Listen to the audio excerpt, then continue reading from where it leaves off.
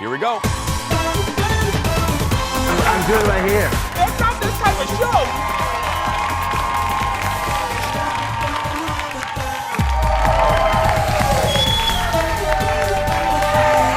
Hi, everybody. I can do a quick little face there. Thank you for that. Greetings. Hi, everybody. Let's get started. We have our bridal party here today. A bride-to-be is in the audience. Welcome, everybody. Happy Thursday. Welcome to the show. Hey. Boop. Fix the suit there. Welcome to the show, everybody. Have a seat. One more alarm clock to the weekend. I'm going to tell you, this week has gone by really fast. I don't know. We'll ask someone else right there. Say hi to Kendall, everybody. Hi. Hello, Kendall. Hi. What's going on? I just pet a llama. My I know. day is great. I know if you're watching this maybe in another city or something, we had our sister show, The Buzz, just had a llama on, and it was in here. They are cute. We got to hold it, and We took a photo.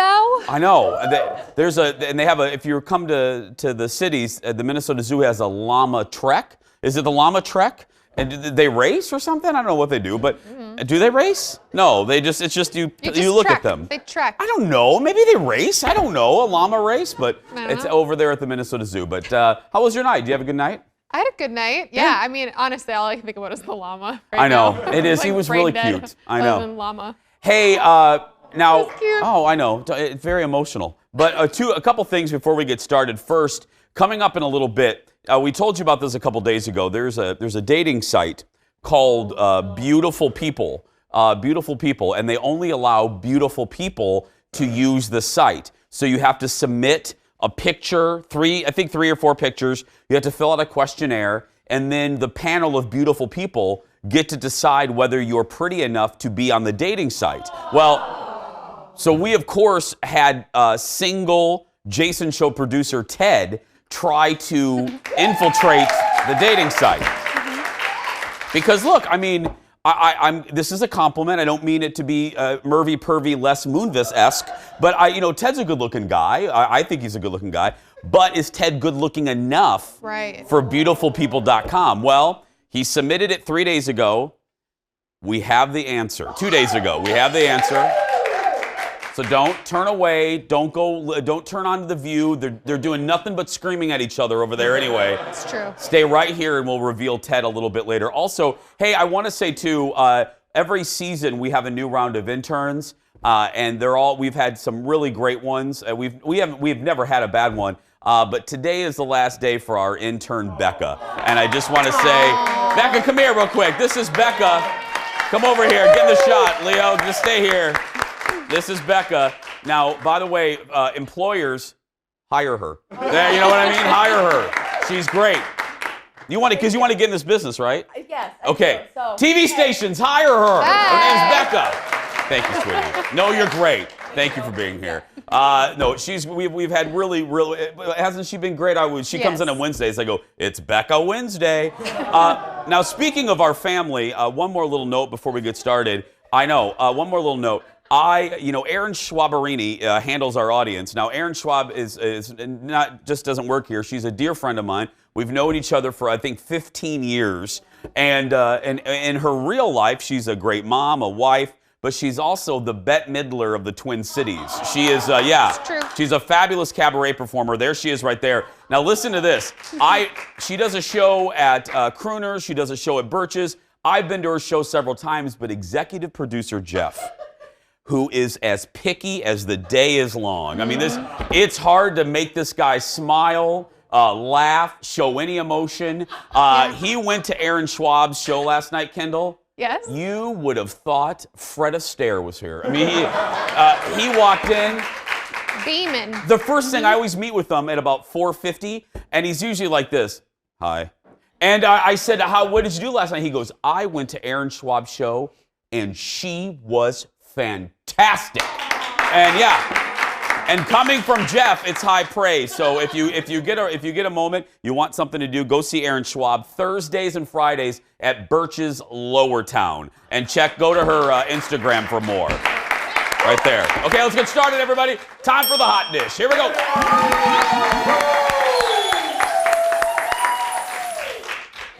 come back to the TV because I think you're going to want to see this. Even this, this is how good Aaron is. I thought this would impress Jeff. This didn't impress Jeff, but I know it'll impress you.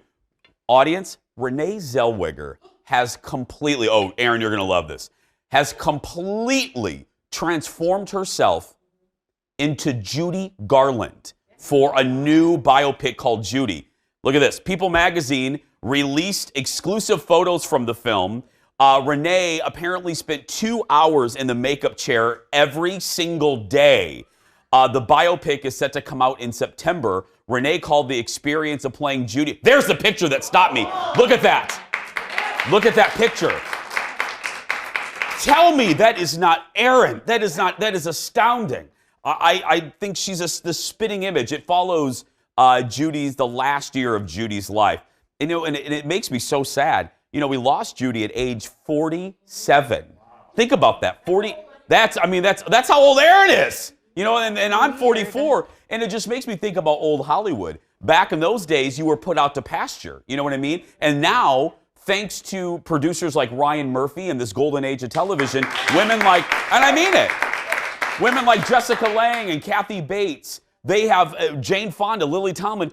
Their careers have never been hotter, and I love that. And Judy was only 47. Yeah, that's just crazy. You know, I didn't know a ton about her personal life before this. I knew she was from Minnesota. I know the movies that she's in, musicals, yeah, you know, The Voice. But her life is fascinating and very sad, and like, I just have a whole new appreciation for her. Yeah, and the women like her of that age. Yeah, the studio system. I'm not going to go into it, but I mean, she was put through the ringer. I mean, from little girl on, they gave her uppers to literally get her up, and they gave her downers to bring her down. I mean, they really did. She was like a robot for MGM and all the studio. It's very sad. They called her their little hunchback because they thought she wasn't pretty. Yeah. And I'm like, can you imagine at 13 years old, somebody saying that to her? I mean, horrible. It's just crazy life. Yeah, they wanted Shirley Temple for The Wizard of Oz. Yeah. But because they didn't, the mayor, Louis B. Mayer, thought that Judy wasn't attractive enough for Dorothy. And yeah, seriously, it's a fascinating life. Yeah. Next in the dish, last week we told you about the interview Angelica Houston gave to New York Magazine and how she dropped, thank you, Aaron, and how she dropped some serious shade on the new movie Palms. Okay, now follow me here. Angelica Houston shaded this movie Palms that stars Rhea Perlman. Well, it turns out that didn't sit well with the movie studio behind Palms. Those two were randomly scheduled. Rhea and Angelica were scheduled to appear together on Andy Cohen's show. But after Angelica ripped the plot of the movie Palms, the movie studio told Rhea Perlman, you cannot appear with Angelica Houston. Yeah. But listen to Rhea. Listen to Rhea. Rhea goes, she wouldn't have wanted to go on with Angelica anyway. Yeah. You go, Carla. You go. That's right. I was strangely thinking about Angelica Houston last night, which I have never done in my life. But I was watching the preview because she accused the women in that movie of doing it for a paycheck. I saw it, look, and I know people like the John Wick movies. It ain't Gandhi. You know what I mean? It's you're not making high art. It's not out of Africa. You know what I mean? Well, it's John Wick 4 or 5 or whatever. What is it? 3. Thank you, audience. I don't know. No, within that same interview, she also talked about how she still needs money and still asks for money. And I'm like, so wait, what are you doing here? Yeah. Just slashing for fun? As they say in the South, hush your mouth. Yeah. Hush your mouth. Yeah. Or at least say, like, bless her beforehand. Yeah, bless her heart. Bless her heart. That's what we say in the South, yeah. Next on the dish, RuPaul visited Colbert last night and talked about the Met Gala and what the inspiration camp, because that was the inspiration this year, really means. Look at Ru. Because camp, you have to be able to see the facade of life. I'm going to get philosophical up in here. Do it. You have to be able to see the absurdity of life from outside of yourself. So the idea of drag is camp because we're saying, you know, I'm not this body. I'm actually God in drag playing humanity, right? So when you are in that place, let the church say amen. When you are in that place, then you can laugh at the absurdity. You know, in 10th grade, I learned, my teacher, Mr. Pinnell, said, RuPaul, don't take life too seriously. And that is what camp is about. It's about seeing the absurdity of this crazy life. Have you read the papers lately? Ruth's right. Ruth's right. It's all. I said this. I wanted, if the Walker Art Center is watching, I want a Met Gala, something like that around here. Wouldn't that be fun? Like, you know what I mean? So fun. Get like sports, like I want to see Joe Mauer in a chandelier. You know what I mean? I just get like noteworthy people. Maybe not a chandelier. What would Joe look good in? I don't know. I don't know either. That was an interesting Let your example. imaginations wander, everybody. Okay. But you know what I mean? I want to Yes. let I the get what you Walker mean. do it. Let the what is the naughty audience saying? What are they? Oh, they want Joe Mauer naked. Is what our audience would like. Yeah. That's a llama suit. Yeah. Did they just change their answer? I don't think know. we I heard did, yeah. birthday soon. I don't know, girl. By the way, RuPaul's getting a new talk show that will be running this summer for tests. Remember how the Jason Show did a national test? RuPaul's doing the same thing. It's going to be airing on Fox 9 Plus at 8 p.m. starting in June, right, Jeff? I think it's June. I think they go for like 3 weeks. Our test was about 3 weeks. So we got to get an interview. We got to fly. We got to go talk to Ru. Yeah. Yes. To wrap, by the way, the two things together, Judy Garland apparently was a huge influence on the camp movement. That's Yeah, right. I read that in my research today. Look at Encyclopedia Brown over here. I mean, yeah. I mean, sometimes Director Leo doesn't pay attention to our meetings, but you do, Kendall. That's right, yeah. Director Leo's watching, what's that, shuffleboard? What's that sport called? No, he plays Curling. We have a lot more to come, everybody. We'll be back right after this.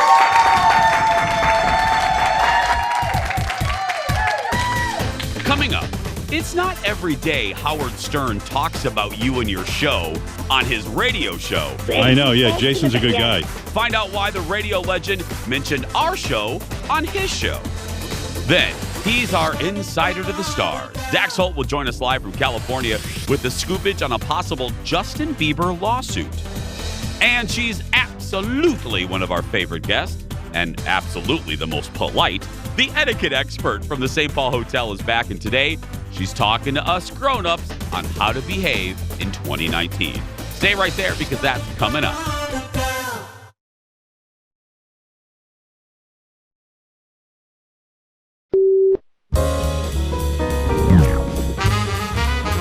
We had a big unveiling of our own here at ABC. Last night, they put photos and bios of the 30 gentlemen who will vie for the Bachelorette Hannah's Affection starting Monday online. It's a very crowded field and still early, but so far, the frontrunners are Connor S. and Joe Biden. So, but here are some of what they call fun facts about the men who are competing. That guy Cam says The Notebook is his all-time favorite movie, and he can freestyle rap about anything and play the harmonica. Awesome. This is Jonathan. Jonathan says Jonathan loves sparklers. And Scott is an admirer of Kris Jenner. So some of these guys go pretty deep. You know, whenever I see the pictures of the new crop of guys on The Bachelorette, I feel like I'm shopping for V-neck sweaters at TJ Maxx. Yeah. Jimmy Kimmel poking fun at the new crop of contestants on The Bachelorette. Others include, are you ready for this? Another dude, a sperm donor with more than 100 offspring. Yeah, a guy who goes to Vegas all the time. That's what his bio said. That's his accomplishment. And a surfer who still lives with his mom and dad. So there we go. I mean, when you're surfing, there we go. They're out there, ladies. Next in the dish, Howard Stern tells all in his new book about his life. It's called Howard Stern Comes Again, which comes out next week. Already pre-ordered it. In a wide-ranging interview with The Hollywood Reporter, Howard talked about some of his biggest regrets, best interviews, and how his show has really evolved over the years. But before we get into the details, here's the deal. If you watch the show for a while, you know that last year, almost a year ago, Howard came across a clip of our show where I did a little monologue about how good his interview styles is. And he saw the clip and tracked me down, asked his producers to track me down, and called me at home to talk to me, and was very sweet. And it was one of the biggest moments of my life because radio-wise, I hold him up in such high regard. Well, yesterday he mentioned me again Because Marianne from Brooklyn, who is one of Howard Stern's, no, not one. Marianne from Brooklyn is the #1 fan of Howard Stern, and she's become, and Marianne has become a friend of mine, and she called to ask if she could come on my radio show to promote Howard's book. And I said, of course. So Howard got a hold of that clip and then listened to what he said. I've got a limited. Do you believe this? This is amazing. When she called this guy in Minnesota who's very popular, Jason Matheson, he hosts a TV show and a radio show. How do you know all these people, Marianne? They reach out to me, and I follow a lot of people. And Jason Howard, you called. I know, yeah. Jason's a good guy. He promotes our show all the time out in Minneapolis. Okay. Anyway. Robin, I'm game on with Howard. And then you got to hear this. Like Marianne gets a whole intro to this guy's show, like praising her, and like she's turning. He really knows her. Listen to this. 8:33 is the time. I'm so excited about our next guest because she literally, we're getting ready, and I was thinking about this. We're getting ready to talk to a piece of radio history. And what I mean by that she is probably, I'm going to remove the word probably. She is the most famous call-in guest, probably the most famous radio fan in radio ever. She is. Yeah. So I gotta tell you, it was very weird. I've met a lot of people. I've been very blessed to meet people face to face that mean a lot to me. But it's very surreal. I hope I can explain. It's very surreal to be driving in my car, listening to Howard Stern, which I consider the best radio show in the history of radio, and I mean that. To listen to Howard Stern say my full name, and then run a clip of my little radio show on his big show. I mean, it was, you know what I mean? Surreal. And I'm very grateful. I'm so grateful to Howard and Gary and the whole crew over there. Howard says in this great interview with the Hollywood Reporter that he has one major regret, that it was his interview with Robin Williams in the early 90s. He said he was trying to be outrageous for his audience, but looking back, he said he felt stupid, thinking Robin Williams wouldn't be able to entertain his audience. Yeah, and he never really rectified that with Robin. Howard's favorite interview of all time, Marianne was right. Conan O'Brien is his favorite interview of all time. Yeah, the two discussed Conan's battle with depression, working on SNL, and The Simpsons. I can't wait for this book. And I know I know you. I know this. Not a lot of you, maybe 50% of you aren't fans, or you have a perception of Howard. As even Howard said, he has evolved. The show has evolved. He is the best celebrity interviewer in broadcasting, period. Like, there's not even a competition. There's no competition. And I listen to him every day, so people that go, oh, he's this, he's that. The first thing I ask is, do you listen to him every day? Well, no. And I go, well, listen to him every day and then come back to me because he's much different. He's the best, and he's very nice. I love you, Howard. I love you. Yeah. The book comes out on Tuesday, everybody. We should get Marianne on this show. I just want to talk to her. Yeah. Howard! All I need is Howard. Still ahead, everybody. We're checking in with Dax Hole, all about the latest dish out of Hollywood. And then, mind your P's and Q's, the etiquette expert is here. We're talking about manners when we come back. Back in a moment. Love you, Marianne.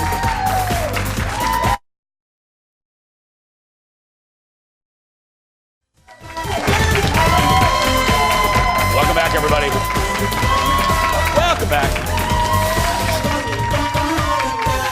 Our half-hour hot dish continues with our Insider to the Stars. Ladies and gentlemen, joining us from his extra bedroom in California, it's Dax Holt from Hollywood Pipeline, everybody. Such a professional setting, don't I have? Yeah, I like this. You know, you used to come to us from a different room. I enjoy this room. Is this your guest bedroom? This is the guest bedroom / office. The pool table room, it was just becoming a pain because I'd have to go downstairs. And now I'm like, why do I need to do this from downstairs? They can look at the beautiful extra bedroom that I have. Yeah. So if you ever invited me to stay at your home, I would stay in that room. Am I right? Right here. Perfect. This is it. It's not that great, but it works. It works. Hey, Jax has something that he just put up on his website he's going to tell us at the end of this, so don't go anywhere. But first up, You have pics of Justin Bieber. Why though? There's a specific reason. Yeah, so there's a story. So Justin and Haley were out yesterday, but yesterday was a big day for him. So do you remember back in like July of 2017, he was leaving church and actually like kind of ran over a paparazzi? I don't know if you remember the video. Okay, so basically that guy that got ran over actually ended up suing him and saying, hey, I had all these problems, emotional scars, I had permanent disabilities, a torn meniscus from that incident, and so he sued Bieber. Well, Bieber responded yesterday to that lawsuit, and I'm not going to drag you through all the lawyery talk, but basically this is what he said. It was your own dang fault. Don't get in the middle of me driving when, don't get in front of me when I'm trying to leave an establishment and you're trying to take photos. You're too worried about your photos and not worried about where cars are driving. Yep. So he's like, it's your own fault. I totally agree with Bieber. Not that the judge is asking. It's ridiculous. Yeah. And you know, we've seen this numerous times, and a lot of times when a paparazzi gets ran over, it is their own fault because they're not supposed to be standing in front of a car, is really what it comes down to. Yeah, it's like the people that take selfies and fall into water fountains and things. You know what I mean? It's like, yeah. Exactly. Next up, it's not the royal baby exactly, but Kylie Jenner is out in public with her 1-year-old daughter. Hey, it's kind of like America's royal baby, all right? It's the Kardashians, and Kylie Jenner is the biggest social media star on the planet, but she was out walking around New York right after the Met Gala with Stormi, and Stormi is so dang cute. Those little cheeks, she comes walking out, and Stormi's like already kind of like professional. She is looking at the cameras, kind of posing down, making sure everyone gets her best angles before hopping in the car, and no meltdowns, no nothing. Nothing. She is a cute baby. Yeah, cute baby. Katie Holmes. We haven't seen Katie in a while. And I haven't seen Suri. You got pictures of Suri? Katie's. Yes, but I love this. So Suri just recently turned 13, okay? Katie put on this extravagant birthday celebration for Suri, flew her and a couple of her friends halfway around the world to Paris, where they spent her 13th birthday at this super fancy restaurant called Les Ombres, which has a 360-degree view of the city, but more importantly, of the Eiffel Tower. So it's Katie, Suri, her friends, just chowing down. Here, we talked to one of our sources who said that they ordered caviar, which I'm like, what 13-year-old likes caviar? But not only that, a round of virgin mojitos.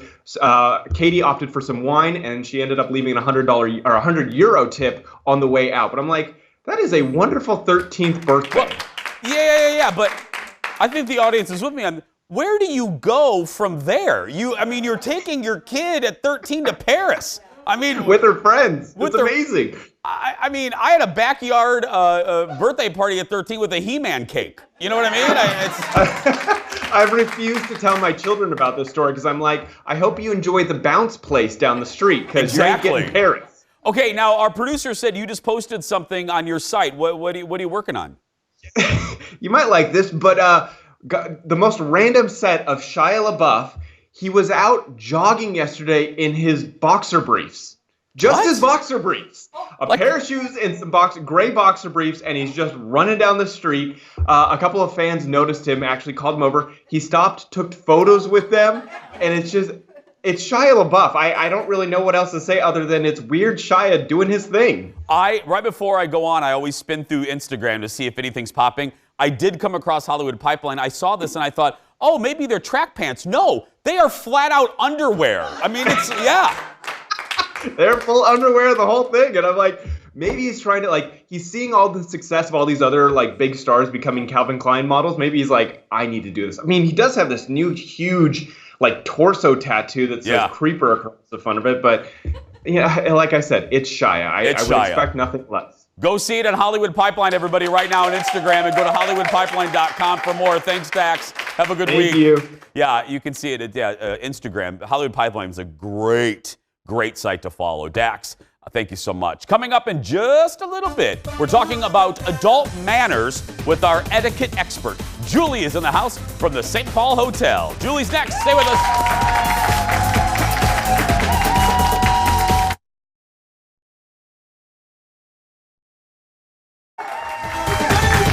Welcome back, everybody. I always have to readjust my posture when she's here. Sit up straight, Chase.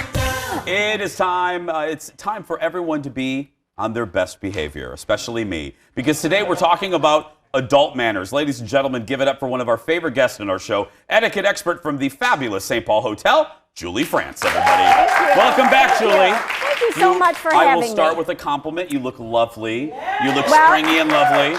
Being the sun isn't out, I decided to wear it. Yeah. And I also brought you this little plant for two reasons. First of all, to remind you, it is spring, even though there were snowflakes in I know, in Forest Lake. Duluth. It was snowing. Yeah. Our friends in Duluth.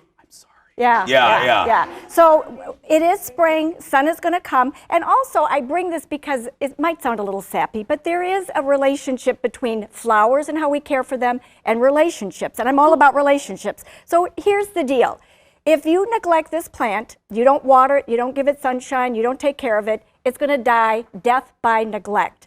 And that's what happens to relationships, right? Yeah. Yeah, death by neglect. People ignore them, they don't take care of them, and then they wonder, why did this relationship die? So Julie, what I'm reading from this is, if I don't take care of, this is a test for me, right? Yes, I got to take care of this plant. Yes, okay, I will. I'll sit it right over there. That's right. Every time you look at it, you think about. I'll think of you. Take care of those relationships. We're gonna start with adults today. Yes. Husbands, wives, and significant others will call this line of questioning. Let's start with this question. How to get your other half to clean up after themselves. The rule of etiquette is if you open a drawer, close a drawer. You make a mess making a sandwich, you clean up your mess. You use the restroom, you be proactive. Open a window, turn on the fan, double flush, whatever. You should leave every room better than how you entered it. Yes. Right. So with that being said, we model good behavior. I can't expect my husband to be a little neatkin if I'm just leaving a mess all over. I model good behavior.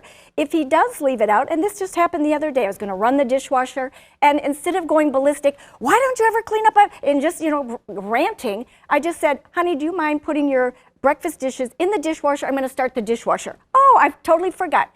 So sometimes how we approach it. Yep. And then also show appreciation. Like, I'll let my husband know, thanks a lot for cleaning up the kitchen. I appreciate it. I'm pressed for time. Relationships, again, are not a competition. It's a cooperation of two people trying to run a household, trying to manage things together. Yeah, like a little company. Like a little company. It is. It's a little company. Okay, on that note, best way, in your opinion, to fairly divide workload?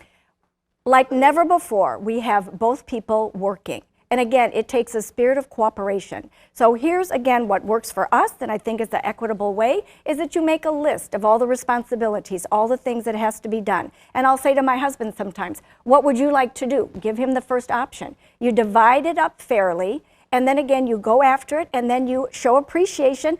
Let me say, the greatest need that every one of us have is to feel loved, valued, and appreciated. And it costs absolutely nothing. To do those three things, To do those things.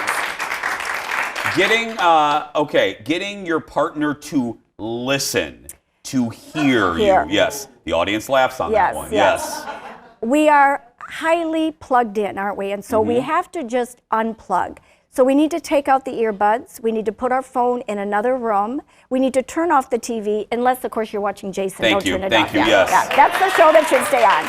I even turned on the radio, and we started a routine. Me and tea. Yeah. I'd make a pot of tea, and I'd tell my sons, clean up the kitchen after dinner. Gary and I would go into the sunroom and just, even a half an hour, look at each other, talk, be unplugged. And sometimes you have to start with just small increments of time like that to really listen and just give each other undivided attention. I have to own this. I need to do better. Because of the job, I'm always looking on the internet for the next day show. I have a hard time with this sometimes, and I know there's hurt feelings on the other side with people. Yeah. Right. Let's move to parents and children. Yeah. Should folks say something to parents who let their kids run wild at restaurants? I am loving these women in the audience today. They are literally like my sisters. Yeah. If your children need to run wild, take them to McDonald's. Don't take them to a nice place.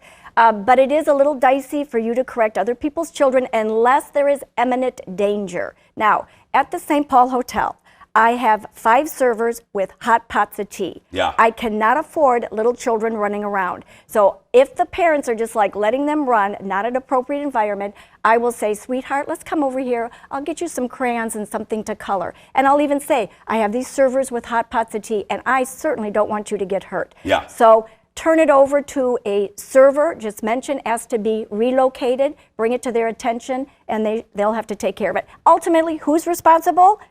Parents. Parents. Yeah. Parents. Yep. Julie's not going anywhere. More with Julie. We're talking etiquette for adults when we come back. Back after this. It is dicey now.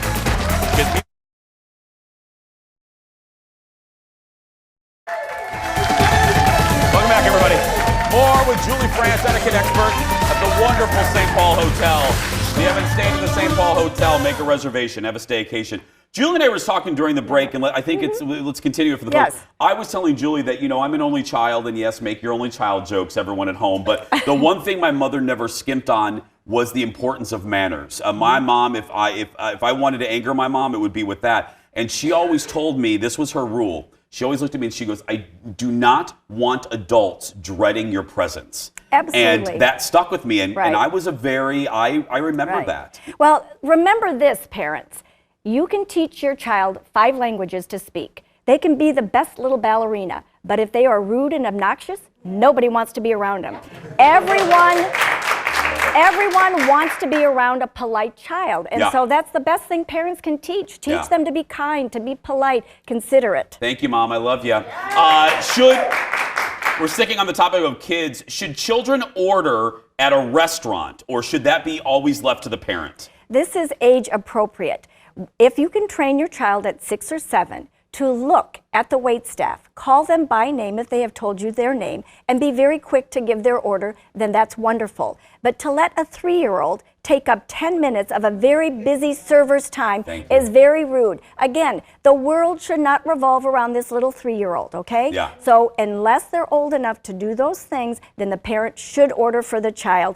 And wait till they're old enough, and then teach them, please. That's Yeah. a good thing to learn. I'm so Yeah, glad right. you said that.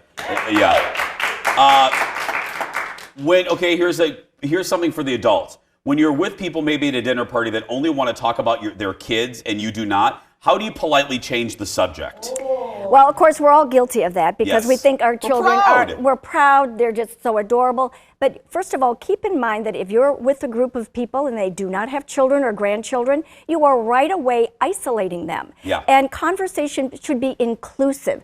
And And you're kind of isolating yourself. Yes, Yeah. yes. And there's so many topics to talk about that why would you just focus on something isolating? So again, bring it up and just say, tell me quickly, how's the kids and grandkids? Let them say a little bit and then be ready for a right turn and talk about, I understand you guys are taking a vacation. Tell me about where you're going. And be prepared. You should always have at least 5 topics of conversation wherever you go that you can introduce. So give them a little bit of time, but then, yes, take a turn and bring up another topic. We're going to move to the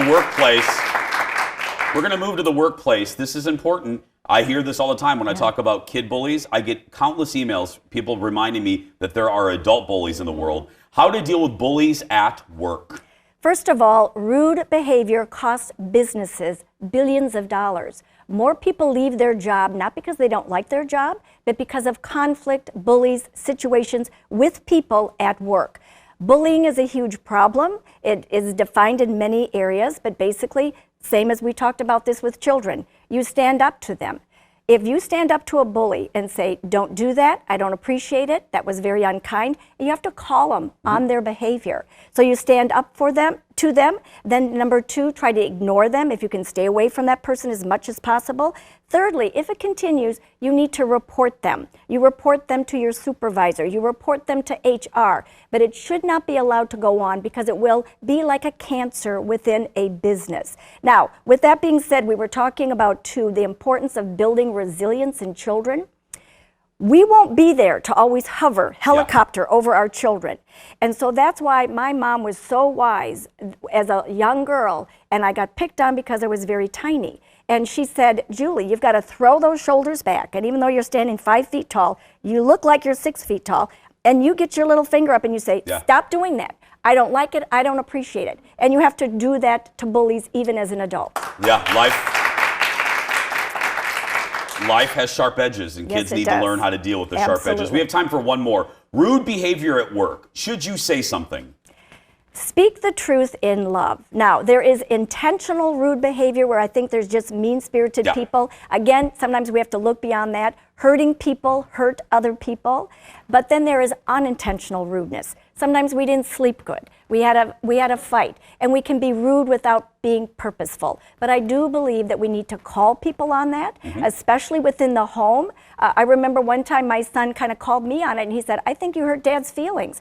And I turned around and I said, honey, did I hurt your feelings? And he said, you really did. Well, my attitude shouldn't be, oh, for Pete's sake, stop being a big baby and just buck up. Instead, it was, I apologize. I'm sorry. I said something, and own it. Absolutely own it. I say, to wrap up, I always say, you teach people how to treat you. Yes, you do. You teach people how to treat you. What is that book, real quick? You wanted to mention this before we go. Well, no, actually, it's just my wonderful Emily Parks. That's your Emily. That's you know my how, Bible. Like, you know how like DVD players come with a manual. Yeah. This is her manual. This is my manual, Julie's etiquette expert Julie France. Everybody, she's holding an adult business etiquette dinner on Thursday, May 16th at the hotel, at the fabulous St. Paul Hotel. To learn more, go to stpaulhotel.com. Still ahead, we're getting our first look at the reboot of the popular 90s show. What is it? You'll find out when we come back. Back after this. I love that. Thank you. Oh, my goodness.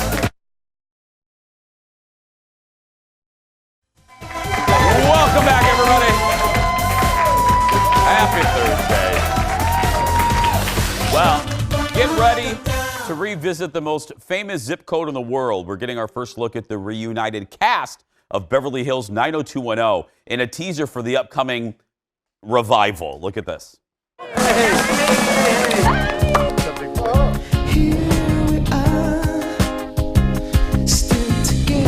There it is, baby. Right there. Let's do it.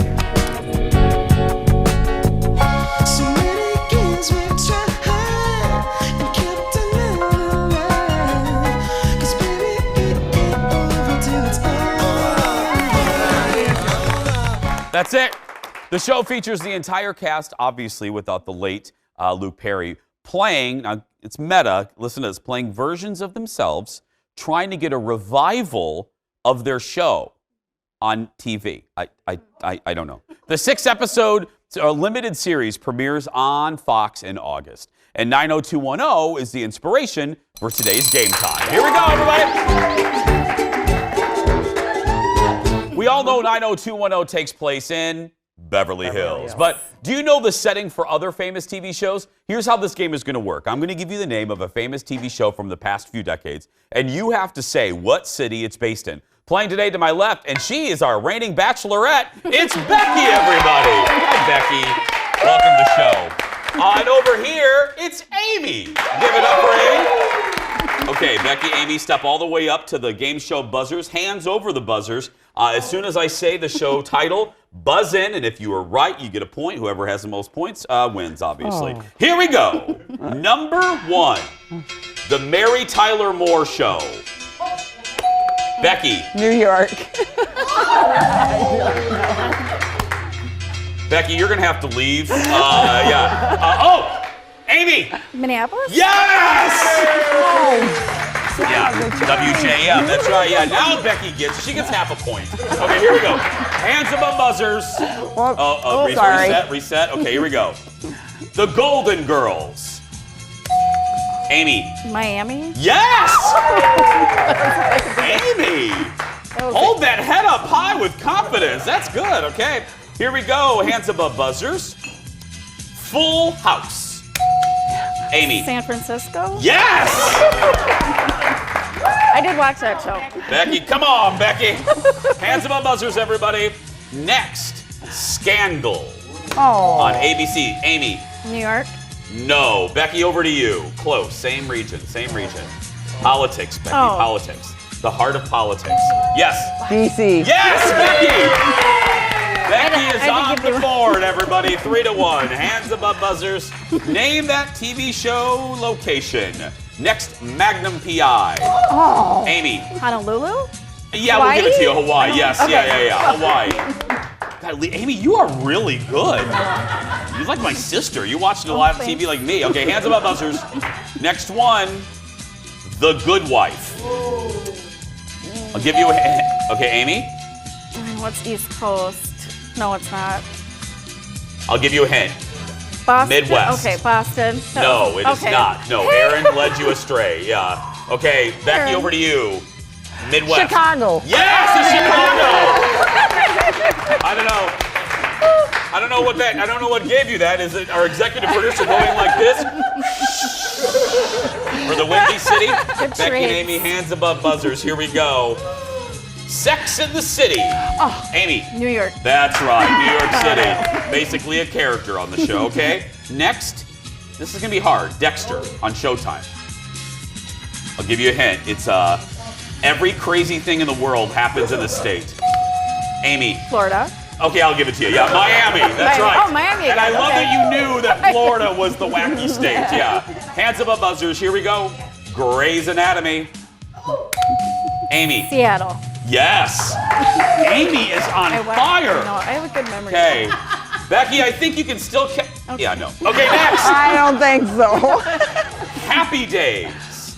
Happy Days. Becky. Milwaukee. Yes! Becky! Oh, she's in it to win it. Now she's rallying everybody. Hands above buzzers. Next one, Cheers. Amy. Boston. That's right, Boston. Where everybody knows That one your we name. had. Here we go. Next one, Dynasty. Dynasty. No, it's not Dallas. No, that's No, it's No, not. that's No. not. It's around there. Mountainous region. Starts with a D is the city. Amy. Denver. Denver, Colorado. That's right. The Carringtons and the Colbys. Okay, finally, last one. Hands above buzzers. Designing Women. Amy. I think it's in Georgia. You are right! Amy. Okay. Becky's literally walking off the set. I mean, I'm very get over here, competitive. Becky. The segment's not over. But sadly, I don't want to play anymore. the show, don't worry, the game's over. You're both going home with the Jason Show mug. But that's not all. That's not all, everyone. Thank you, Aaron Schwabrady. Now, everyone in our studio audience is getting a pair of tickets to Valley Fair. The park opens for the season on Saturday. Go to valleyfair.com for more information. Thanks, Valley Fair. Still ahead, it's what you've been waiting for. Is producer Ted hot enough for beautifulpeople.com? We'll find out when we return. Back in a moment. Thank you, Becky. You were great. Welcome back, everybody.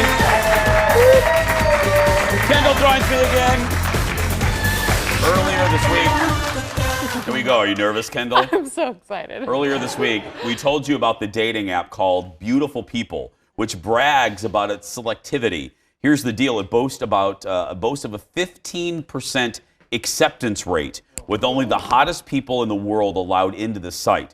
So we had single guy, producer Ted, create a profile, and then he had 48 hours. He had to wait while members of this committee, or members of the dating site, voted on whether Ted was hot enough to be in their exclusive club. A few hours ago, Ted got his answer.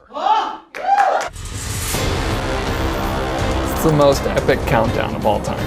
I think they could be ruthless. Maybe they'll tell me what features I should get fixed. It'll change my life. It's like before hotness, after hotness. 1 minute. Nick, 1 minute. 30 seconds. 3, 2, 1. Come on now. We're at 0. Do something. You can't have a countdown that just ends. They just log me out. I've been ghosted. It doesn't give me an answer. It just like logged me out. They could have at least told me I'm ugly.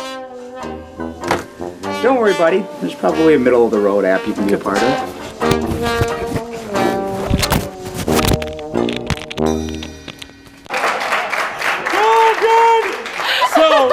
So Ted was rejected because the site wouldn't His site wouldn't let him log on again, so it blocked him. It blocked him from the app. Talk about ghosting someone. They don't even give you a little picture that says sorry, blah, blah, blah. Oh, they don't They care. tell you that you're not attractive by not allowing you on the app at all. Yeah. Pretty people don't care, I guess. I don't know. Oh, poor Ted. No. That's okay. Hey, every day we get an email from a single woman going, Ted How old is is attractive. Ted? That's right, Ted. Where does Ted live? Yeah, Ted's gonna be just fine. Tomorrow on the show, we're celebrating Mother's Day, and Stephanie Hansen is here with last-minute Mother's Day ideas if you've forgotten to make reservations. And Kendall's mom will be here, and Dar, my mother, will be joining us via Skype. So that's tomorrow. But right now, that's gonna do it for us. If you're watching and you're a kid that's being bullied, you go out there and be yourself because nobody can tell you you're doing it wrong. Have a great day, everybody. We'll see you tomorrow. Don't drive slow in the passing lane.